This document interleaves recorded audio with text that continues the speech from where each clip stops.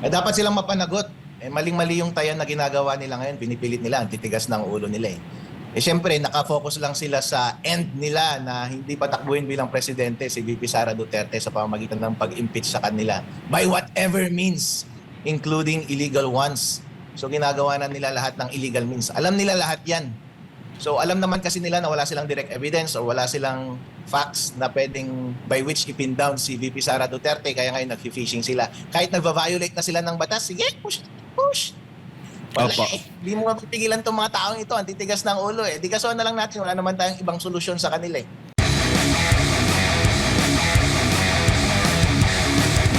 Sir, ngayong araw nga ay inaasahang magpapatuloy nga itong sinasagawang hearing ng Kamara kaugnay nga dito sa impeachment complaints laban kay Vice President Sara Duterte. At ang kanyang may bahay na si Attorney Mans Carpio ay naghain ng reklamo sa Quezon City Prosecutor's Office kamakailan laban nga dito sa BSP, sa AMLAC at maging sa ilang kongresista sa Kamara kaugnay nga doon sa pagpapalabas ng bank records o transaction records ng Vice Presidente. Ano ho ba ang inyong pananaw hinggil nga po dito, Attorney? Tama yung kaso na yan kasi nasa Data Privacy Act kapag ang mga bagay na secret at confidential ay bawal ilabas. Ang bank accounts ba ay secret at confidential? Opo, except in cases of impeachment. Pero ang tanong, itong case na ba ito ay impeachment case na? Hindi pa po dahil ang kaso, kapag tatanungin mo ang Black's Law Dictionary, ay isang bagay na naglalabanan yung prosecution tsaka defense. Pero itong bagay na ito ay nandoon pa lamang sa complaint ng isang private na individual tapos sinecheck ng mga members of House kung okay itong complaint ito para dalhin bilang official complaint papunta doon sa impeachment court. So wala pa ngang articles of impeachment, wala pa yung formal complaint sa isang impeachment case. Ibig sabihin nasa accusatory stage pa lang sila. So wala pang impeachment case. So hindi pwedeng ilabas yung mga information tungkol sa mga bank accounts ni VP Sara at ng kanyang asawa. Pangalawa, kahit sabihin natin impeachment case ito, ang isang impeachable offense at ang isang impeachable official ay pwede lamang siya ma-prosecute for impeachment sa mga bagay-bagay na ginawa niya habang hinahawakan niya yung position niya habang isa siyang impeachable official. So ibig sabihin habang bilang Vice President si VP Sara Duterte. Kaso nga lang, ang hinuhukay nila ay yung mga impormasyon before pa siya naging Vice President. Bawal po yan. Pangatlo, hindi mo rin pwedeng hukayin yung mga information tungkol sa bank accounts ng isang tao na hindi kasama sa impeachment. Yung asawa ba niya na si Attorney Carpio ay impeachable officer? Hindi naman po. So bawal po isama ang kanyang pangalan. So bawal po. Ang mga bagay po na ito ay in violation doon sa Data Privacy Act in relation sa bank secrecy law. At nandun din sa bank secrecy law na yung mga covered institution at ang kanilang mga representatives, yung mga binigay na rineport ng mga covered institution doon sa AMLAC tungkol sa mga covered transactions at mga suspicious transactions. Bawal ilabas po yan dahil secret po yan. At makikita natin doon sa purpose mismo ng Anti-Money Laundering Act, nakalagay doon na overall, pinoprotektahan natin yung secrecy ng bank accounts. It is a policy na hindi natin i-divulge yung information about sa bank accounts except kapag nagre-report ng covered transactions at suspicious transactions. Pero ibig sabihin, outside ng reporting ng isang covered institution papunta sa AMLAC ng mga covered at suspicious transaction, in any case, wala dapat na ma-divulge na information tungkol sa bank account ng kahit na kaninong tao. So bawal po yan. At meron ding isang related case na sinampas si Attorney Carpio doon sa RTC para i-prohibit yung pag-divulge ng tax returns. Hindi po ba? Isa pang magandang provision doon sa tax code natin. Nakalagay doon lahat ng information about sa income, about sa estate, about sa business ng kahit na sinong tao ay bawal ilabas ng kahit na sino. Nandoon sa tax code yan. At except in aid of legislation at during executive session. Itong bagay na ito na ginagawa ba ng Committee on Justice in aid of legislation? Hindi po. Ito po ay isang quasi-judicial proceedings nila. Hindi po ito in aid of legislation. Ang in aid of legislation ay para gumawa ng batas. Gumagawa ka ng isang bagay para makatulong sa paggawa ng batas. Hindi po ito in pursuant o hindi po ito in aid of legislation. So lahat po ng gusto nilang ilabas tungkol sa tax returns, at tungkol sa bank accounts ni VP Sara Duterte ay dapat hindi nila linalabas. Opo. At pangatlong abogado na po kayong nakapagsabi ng ganyan na attorney na may paglabag na ginawa itong House of Representatives. Pero ang House Committee on Justice Chairperson mismo ay nanindigan na wala raw po silang batas na nilabag sa impeachment hearings laban kay Vice President Sara Duterte. Partikular na po doon sa pagbubulgar nga dito sa mga bank records ng Vice Presidente. Papaano po yun? Sa korte na lang sila magpaliwanag. Kasama ata siya doon sa case ni doon sa prosecutor's office. Kasama ba siya? Opo. Lahat ng tao na nag-divulge ng private information, doon na lang kayo masusukat dahil legal question yan. Malinaw naman ang nakalagay sa batas Data Privacy Act. Lahat ng confidential information bawal ilabas. Confidential ba yung bank account? Confidential po. Confidential ba ang mga transaction before nakaupo si VP Sara Duterte as VP? Confidential po. Confidential pa yung bank transaction ng isang private na tao, hindi bank transactions ni VP. Confidential po. At confidential ba kapag nasa Committee on Justice pa lamang at wala pa sa impeachment court? Kailangan nating i-define kung anong definition ng cases of impeachment na nandun sa bank secrecy law. At nagtitiwala ako kapag i-consult mo yung Black's Law Dictionary at kung mag-i-interpret ang ating mga justices, ay i-interpret nila yun as something na nandoon na sa Senate trial. Isipin po natin, kapag nandito po kasi tayo dito sa Committee on Justice pa lamang, nandun pa lang tayo sa pag-gatekeep natin ng complaint. Hindi tayo pwedeng maghanap ng mga ebidensya na wala doon sa complaint. So sabi po ng Supreme Court na lahat, pati dito sa Committee on Justice, yung principles ng due process ay nag-a-apply. At nandun sa House Rules na lahat dapat ng mga aligasyon mo na nagko-constitute ng offense ay nandun na dapat sa complaint. Kaya nga, kung ano yung dapat yung explanation kung bakit yung mga specific transaction dapat na nandun sa AMLAC during VP tenure ni VP Sara Duterte ay na-identify na at meron na dapat ebidensya at aligasyon tungkol sa kanilang nature at dapat pasok na siya sa kahit na anong offense na nalalaglag sa mga grounds for impeachable officer. Kaso nga lang kasi ang nangyayari ngayon, sinasabi nila, Harold, nakita natin na merong bilyong-bilyong salapi sa AMLAC transaction. It begs the question, saan nakuha yung mga transaction na yun? Yun nga ang problema If it requires begging the question, ibig sabihin hindi sufficient yung complaint.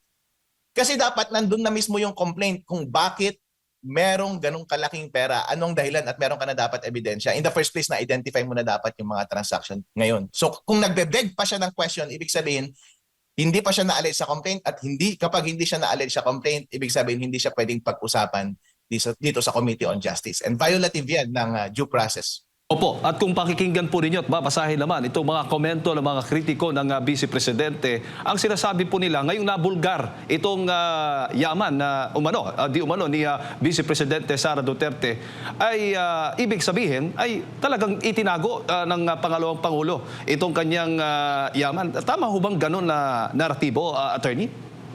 Hindi totoo yan. Kahit ako, negosyante rin ako. Ang daming dumadaan na pera sa mga bank account ng negosyo namin. Kahit na sinong negosyante, tanungin mo. Maraming pumapasok, milyon-milyon yung pumapasok na transaction. Milyon-milyon din yung lumalabas. Ibig sabihin ba, kung magkano yung pumasok at lumabas na total, ganun ka yumaman? Kung minsan nga, kadalasan ang negosyo nalulugi pa Mas madami pa yung lumalabas kaysa sa pumapasok. So in other words, yung ikayayaman mo, baka negative pa.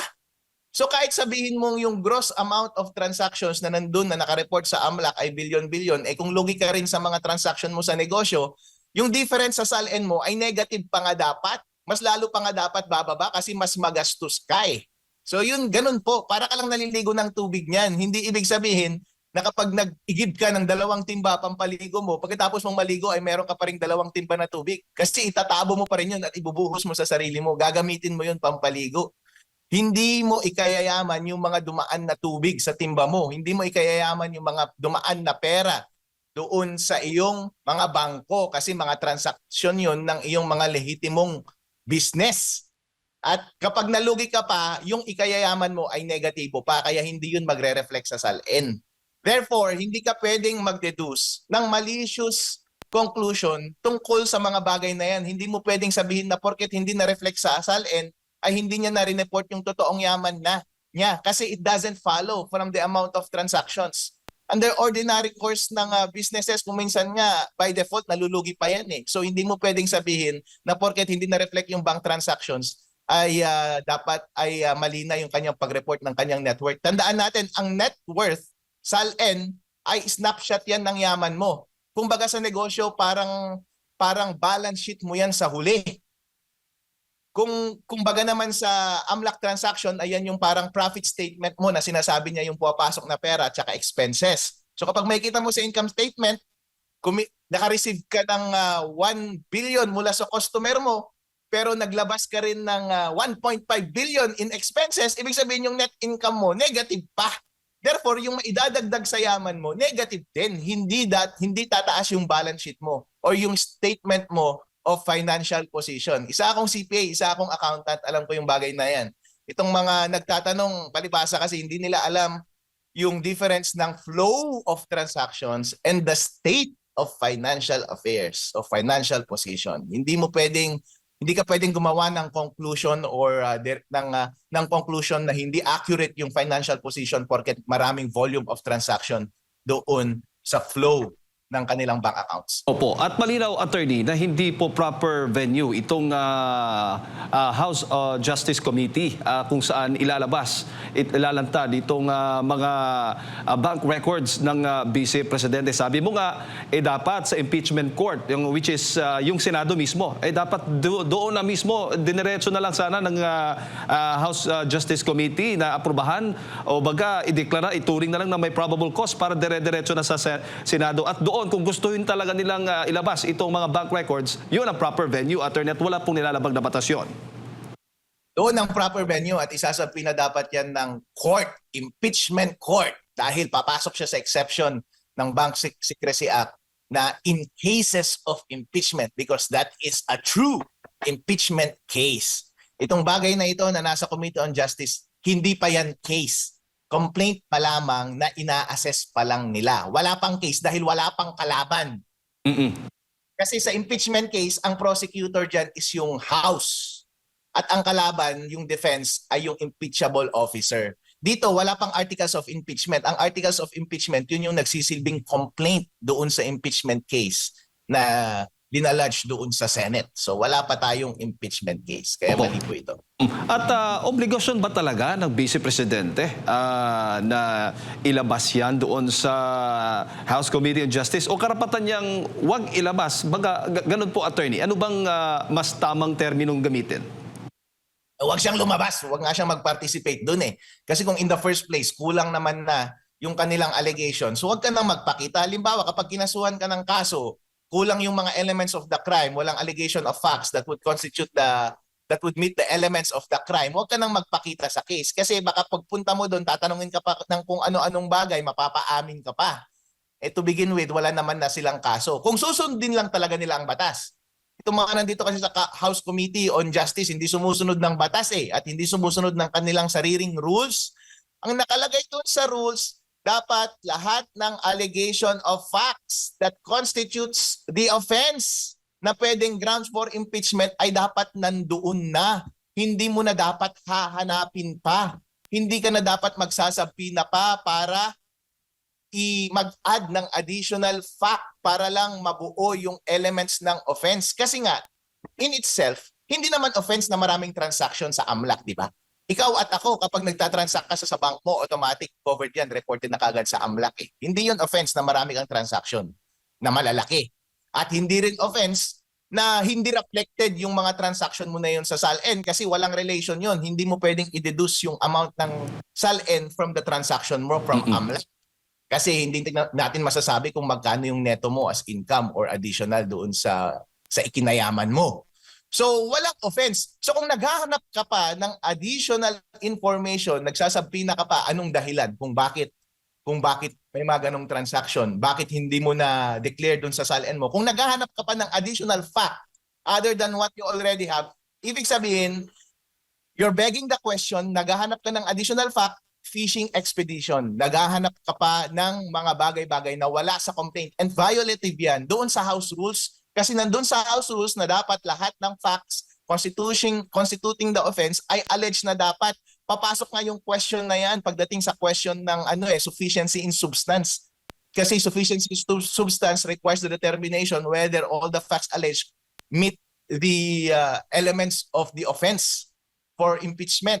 So yun nga, mali na, grave of abuse of discretion na nun nung ipinasa nila dun sa substance, sufficient in substance. Pero ngayon nasa probable cause. Kapag probable cause, ibig sabihin lamang ay at least meron na dapat allegation ng elements of the crime. Tapos maniniwala ka kung 50-50 probably ba na nakomit na tao na ito yung crime given nitong mga allegations. Kung kulang ka ng allegation about sa specific offense, kulang na kulang talaga yung complaint mo.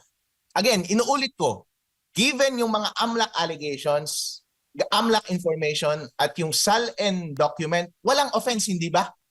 Walang offense, walang unlawful na nasabi. Ngayon, naghahanap sila ng additional facts through interviewing witnesses para i-feed yung missing unlawful element para makapag-establish ng offense. Kapag dito mo lang ginagawa yung bagay na yon through interviewing witnesses, ibig sabihin nag-fish ka ng ebidensya, nagdadagdag ka ng facts beyond ng what is already doon sa complaint. Therefore, violative yan ng due process. Against yan sa House rules. The requirement ay nandun na dapat lahat ng facts doon sa complaint. At sabi ng Supreme Court, kapag violation yan, kapag violative yan ng due process, dyan pa lamang sa Committee on Justice, illegal yung ginagawa ninyong proseso. At dagdag illegal ho ba yung ginawang itong may tuturing ng mini trial na ginawa po ng House Committee on Justice sa kaso po ni Vice President Sara Duterte, Attorney?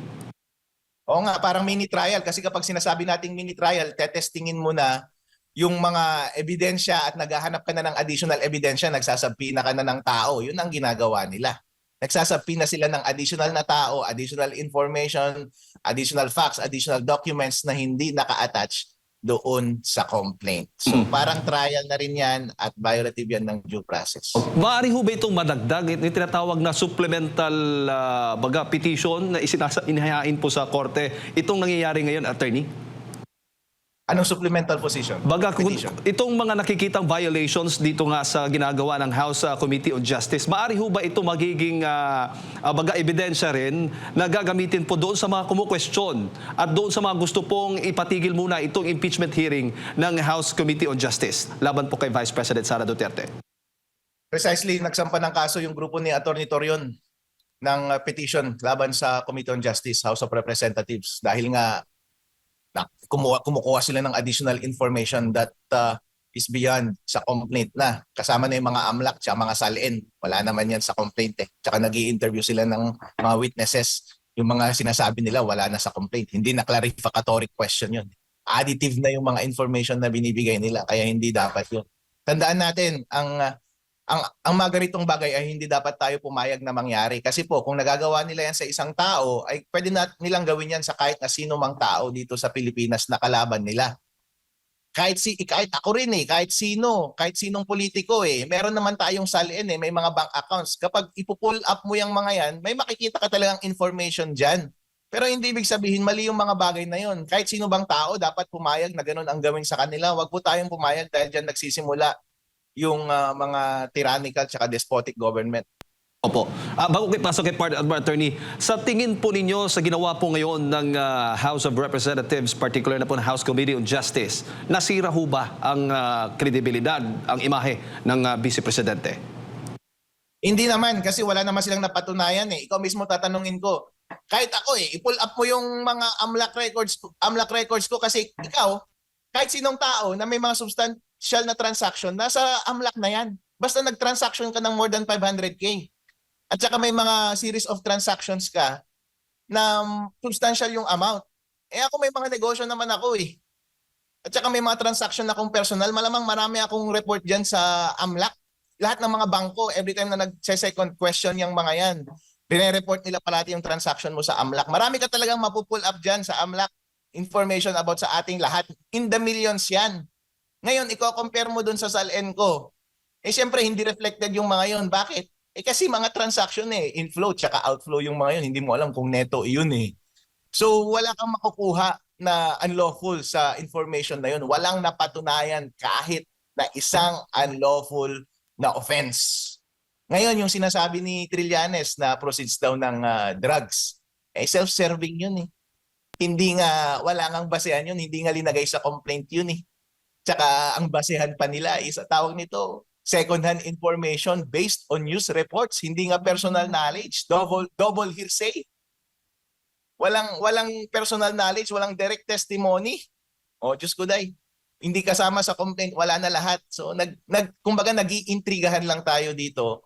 Puro malicious yung mga sinasabi na basehan. Hindi pwedeng ganun yung patakaran ng ating pamamahala ng judicial system natin, lalo na kung gusto nating gawing accountable yung pangalawang pinakamataas na opisyal ng ating gobyerno. Attorney, magandang umaga. Si Admar po ito. Sir, may tanong ko lang po. Nagkataon lang po ba na pinaiimbestigahan ngayon ng BIR o pinapa-audit na magkakaroon ng nagbigay ng LOA para sa siyam na kumpanya na may koneksyon kay VP Sara Duterte? Ito ba ay nagkataon o sa politika ba, meron bang nagkataon o parte ng plano para pabagsakin ng pangalawang Pangulo, Attorney? Parang pag-ibig lang yan eh, walang pagkakataon yan mga yan.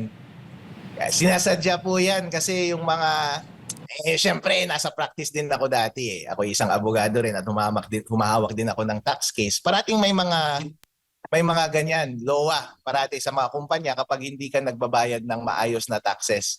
Pero kapag ganito yung timing, habang ini-impeach si VP Sara, tapos sunod-sunod pa lahat ng kumpanya, o malamang tina-target siya. Pangit po yan. Kahit sabihin mo may basehan ka sa batas, pangit yung mga ganyang patakaran ng gobyerno na pinupuntirian nyo yung tao politically.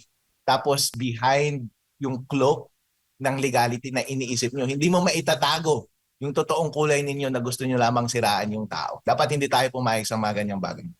Parang kagaya din pala nung sa sa COA po na biglaan na lang mga ilang araw bago ang hearing, impeachment hearing, nagkaroon ng desisyon ang COA pinapasole. Tapos dito naman bagong hearing ngayong araw na ito, mayroong ganitong issue naman po. Ito ba ay maaring gamitin para talaga ipagdiinan na dapat buksan na natin ang nakaselyo ng mga dokumento na ibinigay, isinumite ng BIR sa Committee on Justice ng Kamara? Oy, wag nating buksan dun sa yung BIR documents ha. Kasi nakalagay maliwanag sa ating tax code. No information about sa business, about sa income, about sa estate, or whatever information related doon sa tax returns ng tao or tax information ng tao na pwedeng i-divulge sa public. Ang tanging exception lamang doon ay kapag in aid of legislation at kapag nandun sa executive session. In aid of legislation ba itong ginagawa nilang pagtackle sa impeachment complaint? Hindi in aid of legislation yan. Bawal. Opo. Confidential yan. Kapareho yan ng bank accounts. Opo. Meron pang isang punto din na, Attorney, na hindi sila binibigyan po ng kopya rin ng lahat ng mga tinatalakay doon. Pero ginigiit ng nasa Committee on Justice na dumadaan sa due process ang kanilang ginagawa. Naku, napaka-general naman magsalita tong Committee on Justice pagdating sa depensa, puro platitudes. Sabihin niyo yung specific, bossing. Nabasehan ninyo kung bakit nyo ginagawa. Kasi kaming mga nagdedepensa kay VP Sara, specific yung mga violation ninyo sa batas. Specific yung violation nyo ng Anti-Money ng Bank Secrecy Act. Specific yung violation nyo ng Data Privacy Act. Specific yung violation ninyo ng tax code. So saan nyo nakukuha yung exception ninyo? Bakit nyo pa rin ginagawa yan? Maliwanag na sikreto lahat yung mga bagay na yan. Kahit sana ipaliwanag ninyo na ito may exception. Wala. Ito ang interpretation namin about sa impeachment case. Hindi rin naman kayo ganun mag-explain. Ito ang excuse namin bakit namin dinadamay isang private na tao. Kasi ganito ang interpretation namin. Ito ang explanation namin bakit namin kino-cover kahit yung mga panahon na hindi nakaupo as si VP Sara Duterte. Kasi halimbawa, doon kay Sereno dati, tinignan yung SALN niya, yung violation niya ng SALN, kahit yung akto niya is outside ng pag-upo niya as Supreme Court Justice. Pero yung case na yun ay hindi impeachment case. Ang case na yun ay co-warranto case. So doon, papasok yung mga exception doon. Dapat itong mga tropa natin doon sa House at doon sa committee, explain ninyo substantively, base sa batas, ano ang legal arguments ninyo kung bakit kayo nagkiklaim ng exception dito sa mga maliwanag na mandate ng batas na dapat wag silang i-divulge. Kasi kami, kapag dinedepensahan namin si VP Sara Duterte, specific yung mga basehan namin. Kayo, wala kayong basehan.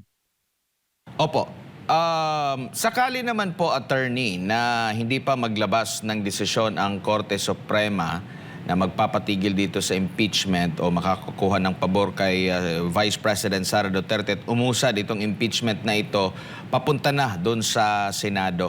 Ang Senado ba ay may kakayanan na questionin na yung kaso na inihain papunta sa kanya ay nakita niya during sa process pa lang sa prosecutor medyo marami ng mali. Pwede ba nilang gawin yon bilang korte, attorney?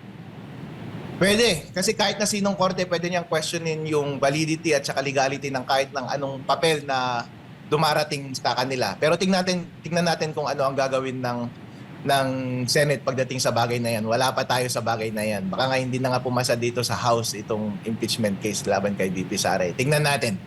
Opo. Sakali naman po na makakuha ng paborableng desisyon ang pangalawang Pangulo, hanggang doon lang ba na okay, hindi na itutuloy? Wala bang dapat na mapanagot? Kasi nabigyan na sila ng reminder nitong unang mga desisyon ng Korte Suprema pero parang ginawa pa rin nila, parang pinaikutan pa rin nila, lalo na doon sa mga naniniwalang may mali na ginagawa ngayon ang House Committee on Justice, attorney. Dapat silang mapanagot. Maling-mali yung tayan na ginagawa nila ngayon. Pinipilit nila, ang titigas ng ulo nila Siyempre, nakafocus lang sila sa end nila na hindi patakbuhin bilang presidente si VP Sara Duterte sa pamamagitan ng pag-impeach sa kanila by whatever means, including illegal ones. So ginagawa na nila lahat ng illegal means. Alam nila lahat yan. So alam naman kasi nila na wala silang direct evidence o wala silang facts na pwedeng by which ipin down si VP Sara Duterte, kaya ngayon nag-fishing sila. Kahit nagva-violate na sila ng batas, sige, push. Wala Opo. Hindi mo mapipigilan itong mga taong ito. Ang titigas ng ulo Di kasuhan na lang natin. Wala naman tayong ibang solusyon sa kanila Opo, pero ang malaking issue po na dapat hindi makalimutan ng ating mga kababayan, attorney, ay ito pong issue ng malawakang korupsyon na una nang nadiskubre pero tila pinapatahimik yung issue. Batay po sa mga recent developments, yung isa sa mga undersecretary ng DPWH na kabilang sa mga inakusahan nga na nasa likod nitong korupsyon, handa raw magbigay ng 1 billion pesos na restitution. Ano po ang masasabi niyo po dyan? Maaari bang sinadya yun na ganun yung kwento para maipamuka, may big fish dito sa aming mga nahuli kasi ganito yung pera na isusole, attorney? Parang palengke may tawad. Bossing, ayaw namin ng tawad kasi ang nakalagay sa batas, pagkakakulong ng napakaraming taon, hindi pagsoli ng pera. The fact na umamin ka na at nag-offer ka na magsoli ng pera, ay guilty ka. Pero hindi ka pwedeng tumawad sa penalty. Ang penalty ay maraming taong pagkakakulong at pagdurusa. Hindi refund. Ang kapal naman ng mukha mo. Refund lang ang gusto mo, may tawad. Hindi po ganyan gumagana ang batas. Opo. Pero dito naman po sa issue ni dating Congressman Zaldico, kayo po ba ay kontento doon sa paliwanag ni Attorney Claire Castro sa ibig sabihin ng nahuli bilang abogado rin po, attorney? Palusot naman itong si Claire Castro. Parang tanga tong mga ito, masyadong nagmamadali. They jumped the gun. Hindi pa pala nahuli itong si Zaldico. Ngayon, wala na ulit siya, di ba? Inamin nila na he is free. Wala siya sa detention. Wala siya sa... hindi siya hawak. Wala siya sa territory ng Czech Republic. Di ba? Hindi siya hawak ng sinasabi nilang nakahuli sa kanya. Therefore, malaya siya kung ano-anong palusot. Wala. Pinapaasa lang tayo itong mga ito. Halimbawa, kinasuhan nila si Romualdez ngayon. Okay, fine. Hindi natin alam kung anong twist niyan. Itong si Zaldico, sabi nahuli. May twist pala, hindi pala nahuli. Itong mga sasabihang kakasuhan, ipapakulong, marami na kaming na-solve na mga case dito sa flood control project dahil magre-refund. Diyos ko dahil, hindi yan ang gusto namin. Ang daming twist. Ang daming pinapalaya. Ang daming pinapalusot. Wala pa rin napapanagot hanggang ngayon. Tingnan natin kung may mapapanagot kasi dire-diretso na ang birada natin kasama na si BBM. Huwag natin silang pigilan habang may ginagawa. Pero so far, dissatisfied kami sa mga performance ninyo. Kuno, may pinapanagot pero lahat naman malaya. Wala namang nakukulong. Tapos may tawad pa, refund pa ang gagawin. Diyos ko, day. Tingnan natin kung anong gagawin ng Ombudsman Remulla dito kay Romualdez kasi may kaso na si Romualdez. Opo, pero dito po sa paliwanag ng gobyerno, sa tingin nyo po, ganito ba talaga kakomplikado ipaliwanag kung ano ang nangyari kay dating Congressman Zaldico doon sa Czech Republic? Meron tayong embahada po doon. Hindi po ba kayang maipaliwanag ng dire-diretso? Kasi parang may pinipigilan silang mga terminal. Halimbawa, kahapon, 3 beses na tinanong kung malaya na ba itong si Congressman Zaldico. Napakarami nilang pasikot-sikot, pero kalaunan ay aamin din naman na malaya. Hindi ba kayang na maipaliwanag o ito yung nangyari? Tapos, meron pa silang marami pa silang, hindi ko alam kung bakit ginagawa nilang komplikado po, attorney. Kapag nagkamali ka kasi sa una, madali lang naman magsabi ng totoo. Eh kung sabihin mong nagkamali ka sa una, di sabihin mo yung totoo na nagkamali ka. Itong gobyerno kasi na ito, ayaw umamin ng pagkakamali. Nung umpisa kasi, halata naman na naunahan nila, masyado silang excited. In-announce nila na nahuli na. Pero hindi pa pala totoong nahuli. Naharang lang pala doon sa border, pero pinalaya rin. At yung mga in-enforce na batas ay hindi naman batas ng Pilipinas o international law. Parang border laws lang. So nakalaya rin siya kaagad. So they jumped the gun. Pagdating sa news, sabi nila nahuli na, nagkamali sila doon. Pero nung na-discover na hindi pala ganun ang istorya at iba pala ang kalagayan, dapat aminin nila. Eh yun naman talaga katotohanan eh. Nung tinanong sila, malaya ba si Zaldico ngayon? Pwede naman sila, oo, malaya na po. Period. Kung ano-ano pang pinagsasabi para lang pagtakpan yung unang pagkakamali nila. Ganun po, doon po na-check kung maayos ang gobyerno o hindi. Kung gaano kayo ka-ready umamin ng pagkakamali ninyo. Okay lang naman magkamali pagdating sa information sa una. Huwag nyo nang pagtakpan as if napaka-perfect ninyo. Opo, kayo po ba'y nasasayangan dahil napakalaki po ng confidential fund ng Office of the President tapos kuryente ang nangyari? Yun nga ang nangyari. Pagdating dyan sa confidential funds na yan, sinungaling si no? Sino na naman yun? Si Madriaga, lahat ng sinabi kasi nungalingan, loko tong tao na ito May niwalaan, wala, taong bayan hindi na naniniwala talaga kay Madriaga. Ang question ngayon is marami silang linalabas ulit ngayon na susunod, paniniwalaan pa ba natin itong mga sinasabi nila? Lalo na yung sinasabi ni Trillanes, wala namang basehan. At least itong si Madriaga may selfie pa. May selfie at may mga greetings. Pero hindi naman totoong close sila ni VP Sara. Itong si Trillanes, ang proof niya lang ay second-hand account galing pa sa newspaper at wala pa sa complaint. Chismis-chismis lang. Di ba? Hindi mo dapat paniwalaan tong mga ito. Kahit sabihin nila, kahit ilabas nila yung SALN, ilabas nila yung AMLAC, walang mapapatunayan dyan. Kahit bilyones pa yung nandyan sa AMLAC na yan. Sabihin ko sa inyo, kahit negosyante dito sa Pilipinas, kahit ako, yung mga negosyo ko at mga negosyo nating lahat, milyon-milyon ang dumadaan sa AMLAC. Walang mali, kahit hundreds of millions pa ang dumaan dyan. Walang relevance yan doon sa SALN. Kasi transaction lahat yan, hindi yan ending. Hindi yan ending balance, hindi yan neto ng ikinayaman mo. Opo. Attorney, yung pagpunta ho ba ng mga representatives ng Department of Justice sa Czech Republic ay tama ho ba? Dahil kini-question nga itong ni Representative Edgar Erice, dahil bakit papupunta yung mga taga-DOJ doon? Gayong may DFA naman tayo, may embahada naman tayo na siyang mag-aasikaso kung yung kondisyon at sitwasyon ni dating Congressman Zaldico lang ang binabantayan, tinututukan po nila. Siguro nasa kanila na yan kasi under executive naman lahat sila Yung ambassador, under DFA, yung DOJ, bahala sila under executive. So akto lahat yan ni BBM ng ating executive, sabi nga ni Romualdez.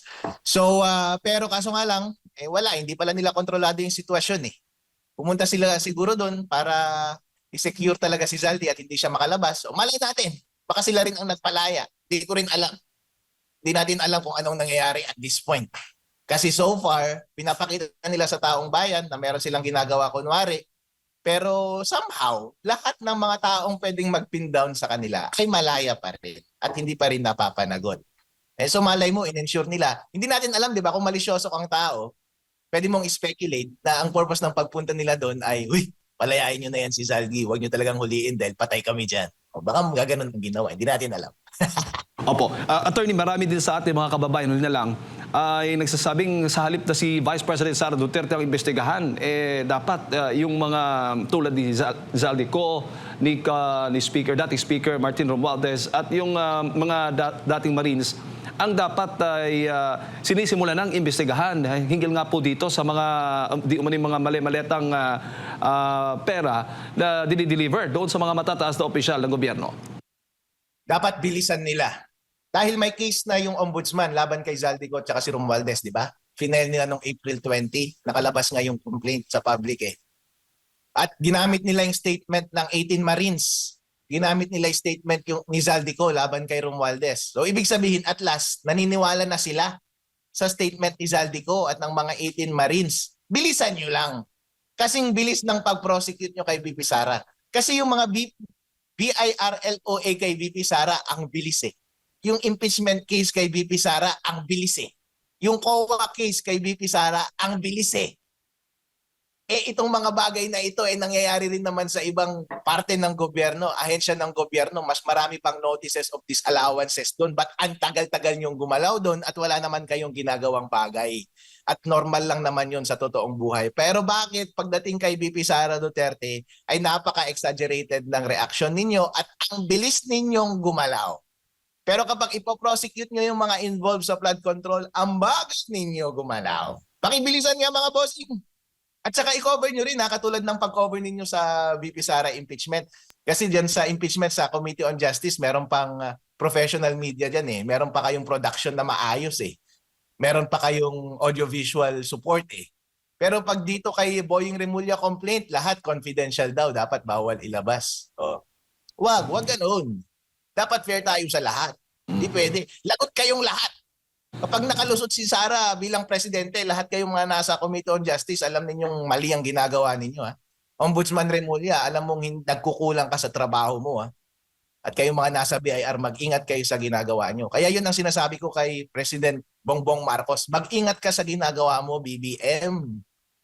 Kasi itong mga ginagawa mo ngayon ay hindi tama. Paano kapag naging presidente si VP Sara Duterte? Lalo na't ang taong bayan ngayon ay ang sentimento ay hindi nila gusto yung ginagawa mo kay VP Sara Duterte. Ano na lang ang gagawin nila sa'yo? Huwag mong kalimutan yung ginawa nila sa tatay mo. Ha? Dahil yung mga ginagawa mo ngayon, halos katumbas na. Nagsisimula ka na.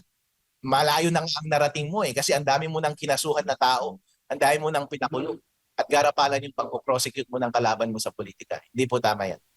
Alright. Attorney, siguro huling mensahe po ninyo para sa ating mga kababayan na nanonood po at nakikinig sa mga oras na ito. Patuloy po tayong magbantay sa nangyayari sa ating gobyerno ngayon. Huwag tayong pumayag na baluktutin nila ang batas para i-persecute yung mga taong gusto nating mamuno sa ating bayan. At huwag nating silang pababayaan na makakatakas sila sa kanilang ginawang pagnanakaw sa atin. Panahon na po na maglagay tayo ng maayos na presidente sa Pilipinas na malakas. Maraming salamat.